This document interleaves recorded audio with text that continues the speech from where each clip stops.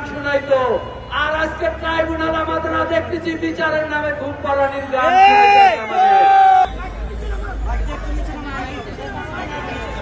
বিসমিল্লাহির রহমানির রহিম।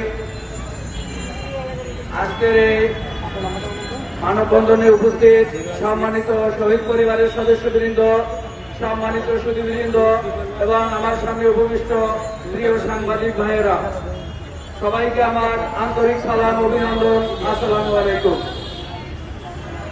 অত্যন্ত পরিতাপের বিষয়, আমি মোহাম্মদ আবুল হাসান, আমি শহীদ শাহরিয়ার হাসান আলভির বাবা। আমার একমাত্র ছেলে শহীদ শাহরিয়ার হাসান আলভি গত আগস্টের 4 তারিখ মিরপুর 10 নম্বরে শহীদ হয়।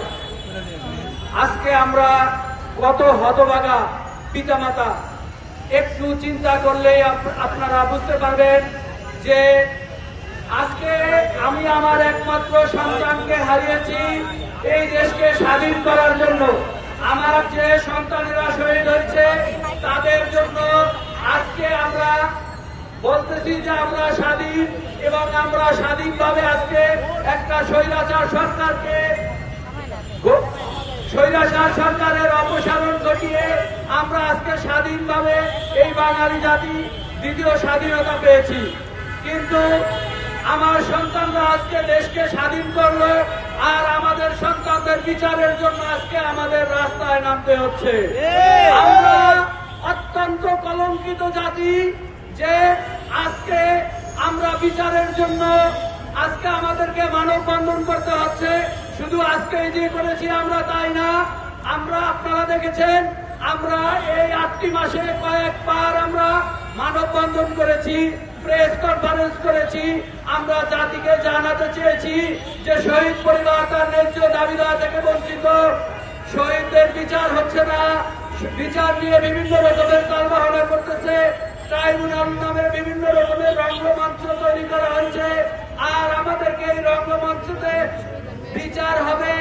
আমরা ছোটবেলায় আপনারা দেখেছেন আমাদের মারা ঘুম পাড়ানোর গান শুনাইতো, আর আজকে ট্রাইব্যুনাল আমাদের দেখতেছি বিচারের নামে ঘুম পাড়ানির গান। আমরা বিচারের নামে কোন প্রহসন দেখতে চাই না। আজকে 8টি মাস অতিবাহিত হয়ে গেল, এখনো কেন আমাদের সন্তানদের বিচারের জন্য আমাদের রাস্তায় দাঁড়াতে হবে? আমরা জাতি হিসাবে কত কলঙ্কিত জাতি। আজকে দেখেন আমাদের সন্তানরা দেশ স্বাধীন করলো। আজকে যদি খুনি হাসিনা এই দেশে দেখতো 2030 সালে নির্বাচনের কথা কোন রাজনৈতিক দল চিন্তা করতে পারত না। আজকে নির্বাচনের জন্য বিভিন্ন রাজনৈতিক দল মরিয়া হয়ে উঠেছে, ঐক্য হবে, সংস্কার হবে, নির্বাচন হবে। কিন্তু আগে প্রত্যেকটা হত্যা, এর আগে কেউ নির্বাচনের কথা মুখে আনবেন না। আপনারা কোন রাজনৈতিক দল আজ পর্যন্ত শহীদের হত্যাকাণ্ড নিয়ে মুখ খোলেনি, সবাই নির্বাচনের জন্য মরিয়া হয়ে গেছে। এতদিন কোথায় ছিল আপনাদের নির্বাচনের কথা? যখন হাসিনা সেই আধার রাতে ব্যালট বাক্স পূর্ণ করে নির্বাচনের ঘোষণা দিয়েছিল, তখন কোথায় ছিল আপনাদের নির্বাচনের গান? আপনারা তখন কোথায় ছিলেন? আমি জাতির কাছে প্রশ্ন রাখলাম।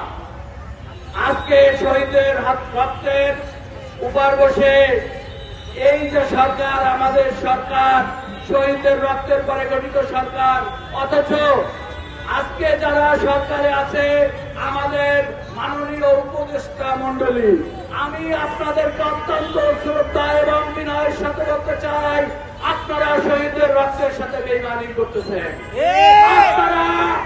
আপনারা মনে করি আজকে কি করতেছেন? আপনারা খুনিদের সাথে, আমি মনে করব এই শহীদদের বিচার না হওয়ার পিছনে 2টি কারণ আছে। নাম্বার 1, প্রথম কারণ হচ্ছে আপনারা তাদের সাথে নেগোসিয়েশন করেছেন, আপনারা তাদের সাথে হাত মিলিয়েছেন। পুলিশ প্রশাসন আপনারা দেখেছেন 5ই আগস্টের আগে ঘরে চলে গেছিল, তারা আবার মাঠে আসছে, হয়তো তারা নেগোসিয়েশন করে আসছে যে আমরা এই হত্যাকাণ্ডের বিচার করব না, আমরা এই খুনিদেরকে গ্রেফতার করব না। এইটাই আমরা মনে করতেছি। দ্বিতীয় কথা হচ্ছে আপনারা হয়তো প্রচুর টাকা খেয়ে আজকে আপনারা ঘুম পড়ে আছেন, আপনারা ঘুমাচ্ছেন, কিন্তু আমাদের তো ঘুমাচ্ছে না, আমাদের সন্তান চলে গেছে।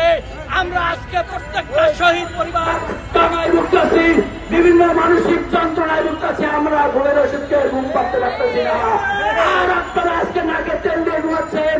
আপনাদেরকে একটি কথা আমি বলতে চাই, আজকে যে স্বরাষ্ট্র উপদেষ্টা আছেন, আপনি কোথায় ছিলেন?